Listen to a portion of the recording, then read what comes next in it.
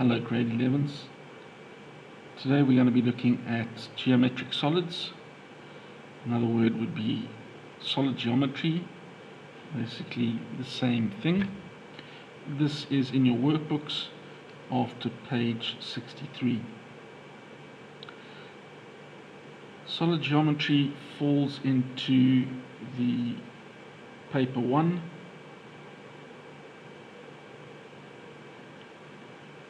This means that we are going to be drawing in first angle orthographic projection. So the specific arrangement for the views needs to be as follows.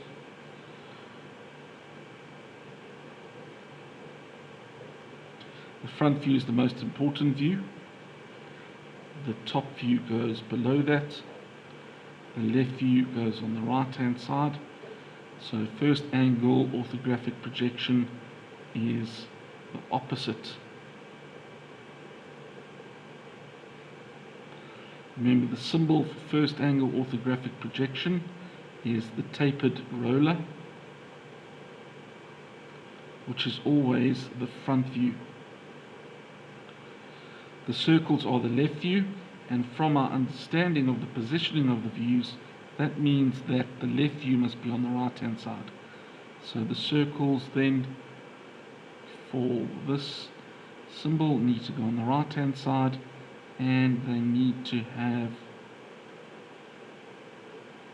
the center lines going through them. Okay, so that is the most important thing here. It comes in paper 1. This is an option for question 2 of paper 1, where they have solid geometry. The IB don't usually use solid geometry. It would be something that would more come out when you are doing papers from the Department of Basic Education. Doesn't mean we need to leave it out. So we're going to go through there. So remembering the positioning of the views. Another key aspect here is the term auxiliary view. Now the auxiliary view doesn't form part of the front view, top view and left view. Generally they take the auxiliary view and it helps you get the front view of an object, and the important thing is that it gives you the dimensions that you need.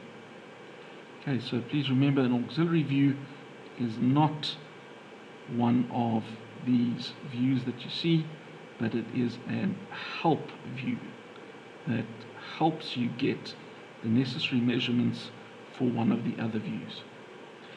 In solid geometry, we're going to have a cutting plane. Now, whenever we have a cutting plane, we need to remember that at the end of the cutting plane, it's a thick line, it's the center line, so long dash, short dash. At the end, it's darkened. And then depending what they want you to do, you've got your arrows and the labels for the cutting plane. Darken the ends, it's a center line, so long dash, short dash, arrows, and your letters for the cutting plane. If we've got a cutting plane, it means that we are going to have hatching. Okay, hatching is done equally spaced at 45 degrees. Okay, so those are some of the important aspects just to remember as we go into the section. Because it's geometric solids, it means that we're going to use shapes. So you're going to have a triangle,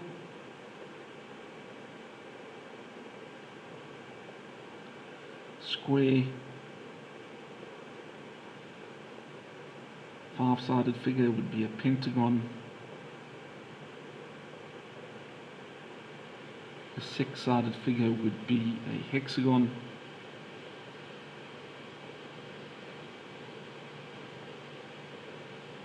and not often an octagon, and a circle. So with these shapes, you can either have a prism or a pyramid.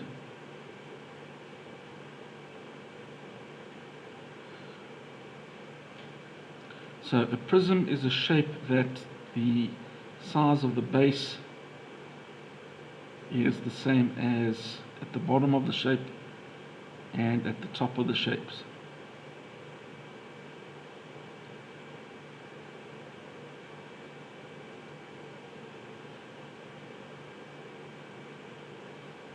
A pyramid is where you're going to have a base shape that then tapers to the center of the object.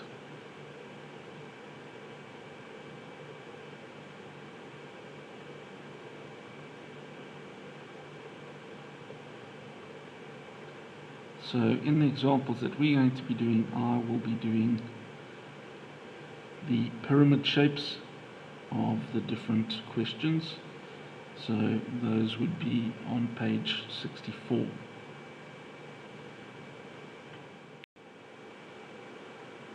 Hello grade 11s, I'm looking at page 64 from your workbooks, solid geometry. It is the first page where they have given you the pyramid on the right hand side. On the left hand side of the page they give you the prism. So remember, pyramid comes to a center point of the base at a specific height. So let's just go over information. It says the front view and auxiliary view. So that's very important. This view here is the auxiliary view, while this view here is the front view. It says there's the cutting plane AA. There are the labels for AA. Remember, center line, and then it's darkened at the end with AA. They've given you a start point where they want you to start at O for the construction of the auxiliary view. What they want you to do is draw the given front view. So you need to draw this front view. You need to do the sectional top view, and the sectional right view. Now please note they've asked for the right view. This is first angle orthographic symbol, tapered roll as the front view, and the circle is always the left view. And remember, it is opposite in first angle, the positioning of the views. So they've asked for the front view, which is the most important view. They've asked for the top view, and in this situation they've asked for the right view. It's always next to the front view, and the positioning would be there. Show the construction. So the construction would be drawing the auxiliary view, and no hidden detail is required. I've started by drawing my 45-degree line. The length is 46. I'm now taking my compass with that distance of 46, and I'm drawing an arc near the center, and I'm doing the same from the other side.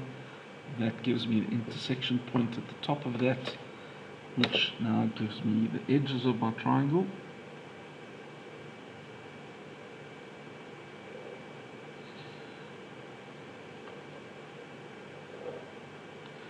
From that we need to find the center.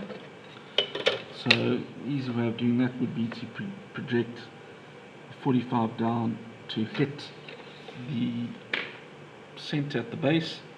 Take that measurement and then mark that off on the sides.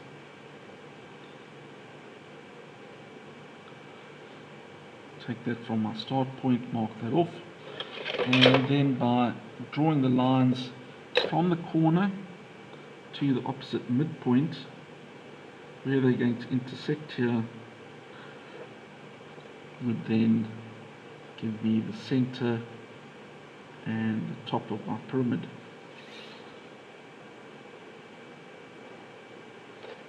And there would be the auxiliary view drawn. Now to get the front view, I've projected lines perpendicular to this base.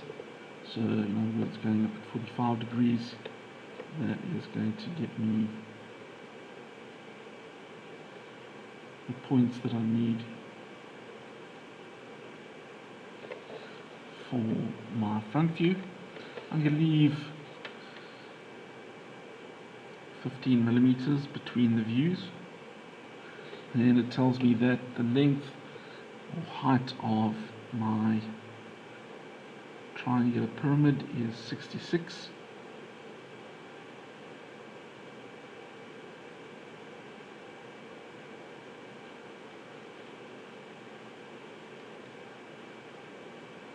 Here's my height of 66. There's my base, and here is my triangle.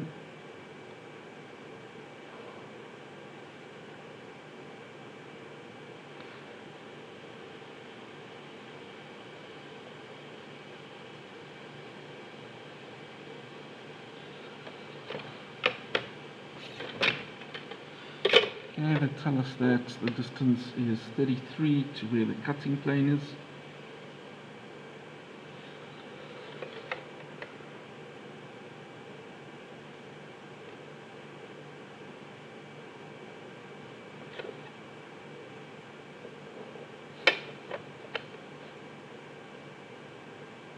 Okay, so do a cutting plane, so dark at the end, center line, long dash, short dash, and dark at the end.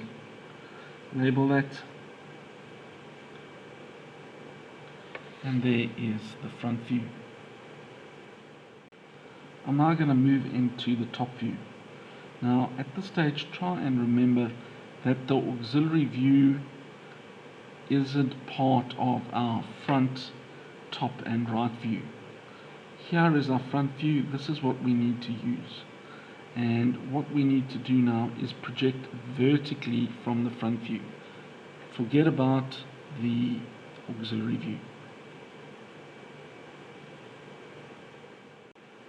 So I've projected a line across indicating the lowest point on my front view. So from there I've marked off my width between the views of 15, and I've just extended that line. Now we're going to take the corners of each of the points from the front view and project them down vertically to get them into the top view. So in other words, that's the length dimension which I'm projecting down. There you have the lines projected for my length dimensions. Now we need to work out the width dimensions. Now this is where the trick comes in here, is that we need to get the width dimensions from the auxiliary view.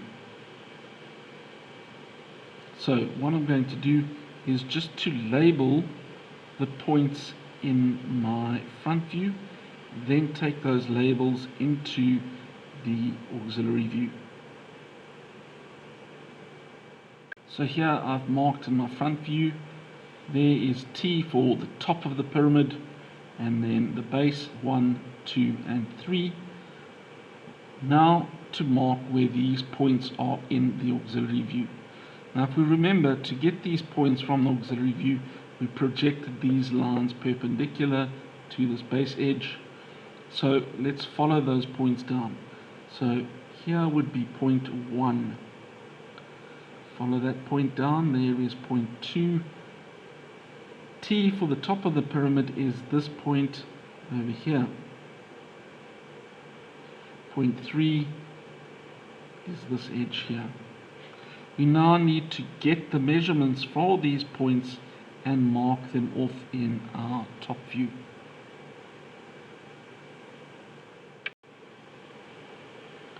Now to find the width dimensions, what we need to do is we need to imagine that we put a box parallel to the base edge, and we would draw a line from the bottom of our auxiliary view to the top of the auxiliary view, and I've also projected the top of the pyramid here. So these measurements here would give us the measurements that we need for the width dimension. So if we follow this across, this measurement would be for point 2. This measurement here would be for the top. This measurement here would be for points 1 and 3. So this point 2 is going to be where we start the top view. And so now I need to take the measurements across here. So we can do two things. We can either take a compass. So if I take the distance from point 2 and I mark off this distance for the top, let's just say I'm going to mark it on this line here. Then I'm going to take the distance from point 2 all the way to point 1 and 3 and mark that off on the same line. So if we just fill those in now, this line is point 2, this line is the top, this line is point 1 and 3. And I'm now going to project those as horizontal lines.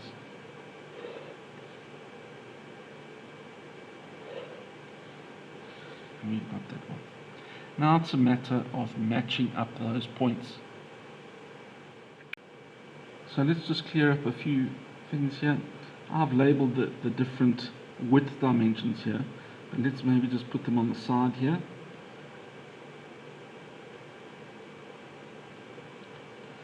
So we now are following the different points. So coming from the top, this is line T. Here is line 1. I'm just going to get rid of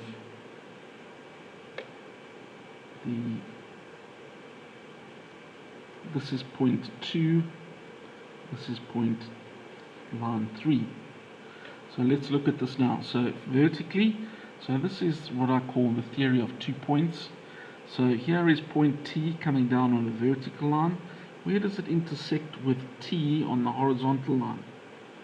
Over here. The next point is point 1. Where does 1 meet 1 on the horizontal line? So there's the vertical 1 line. Here is the horizontal 1 line. Next is point 2. Follow the line for point 2 to where it intersects the horizontal line 2. Follow the horizontal line 3 to where it intersects the vertical line 3. This now gives us the outline of the shape. Now please don't go over this in a dark line yet. This is the construction lines, just so that you can see what the outline of the shape would be. So there is the base of the triangle, the base points. As you can see, by tilting it, it's made it a little bit more narrow. Now each of these points need to follow up to the top of the shape. So there's point 2, there's point 1, and here's point 3 going to the top of the shape. So that is the base, and these are the side panels of the pyramid. Now let's remember they've asked us to put in a cutting plane. So we'll get to that step next. So just going over that again. Here's point 2, point 3, this is point 1, and they're going to the top. Now we need to put in the cutting plane.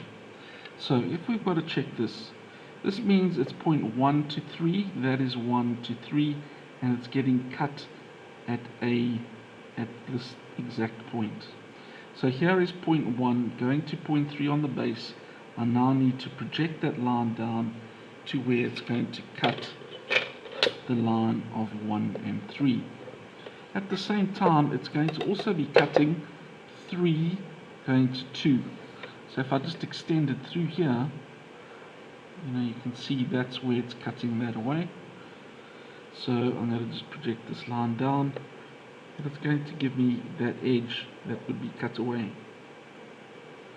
Okay, so that's where it's cutting the 1, 3 line. This is where it's cutting the 3, 2 line. Okay, so that's my AA at this point. The cutting plane cuts at another point, so it cuts on the line going from 3 to the top.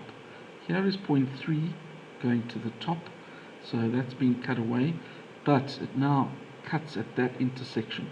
So on this line we now need to project where it intersects the line going from 3 to the top, and project that down to cut the line in our top view. So here is the AA point in the top view. Okay, so that's giving us the point that's going to be cut away. It's a little triangle here.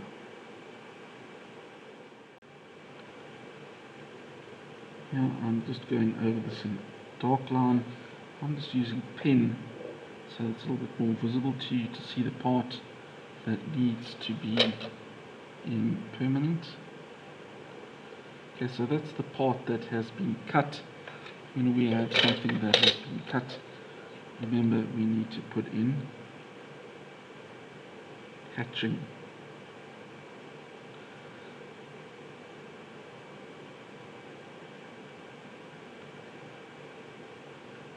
It's a small piece of hatching, so the spacing between the lines needs to be a little bit more narrow.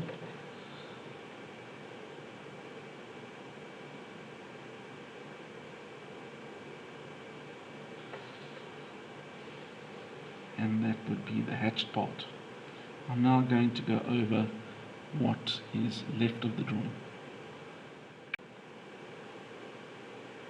There we've got the sectional top view on AA. So the labeling is very important here, that it needs to be section and it needs to include the lettering of the section. So now we need to do the right view. So remember that means we've come to the right hand side, we're shining a torch across, so our right view needs to be positioned opposite on the left hand side.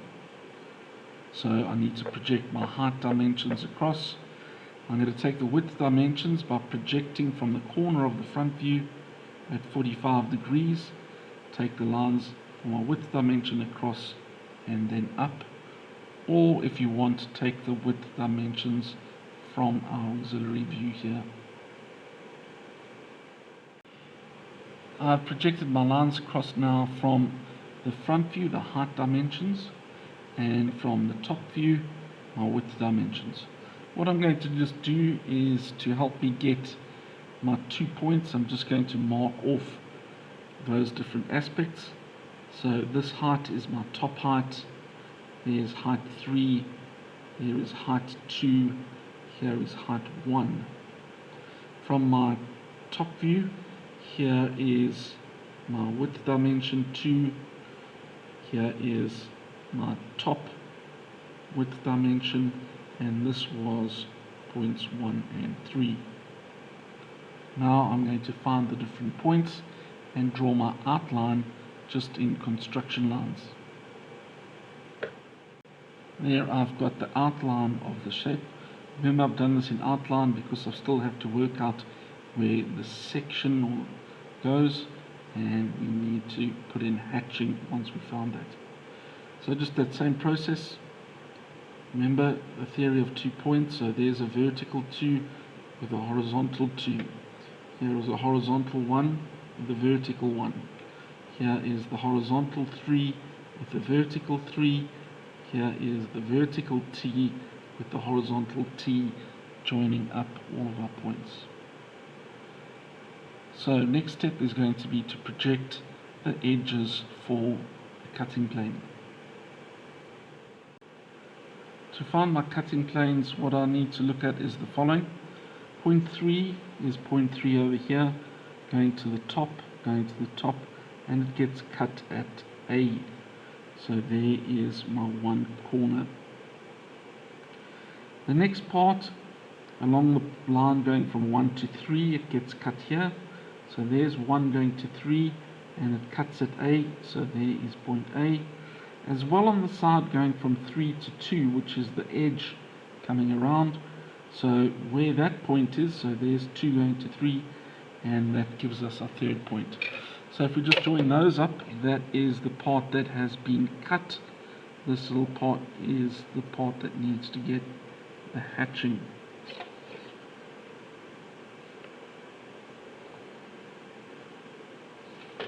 Okay, so that's that little aspect that's been cut away. I'm now going to go over the rest of my shape and then put in my hatching. There you have the completed drawing for page 64, the front, top and right view of this triangular pyramid.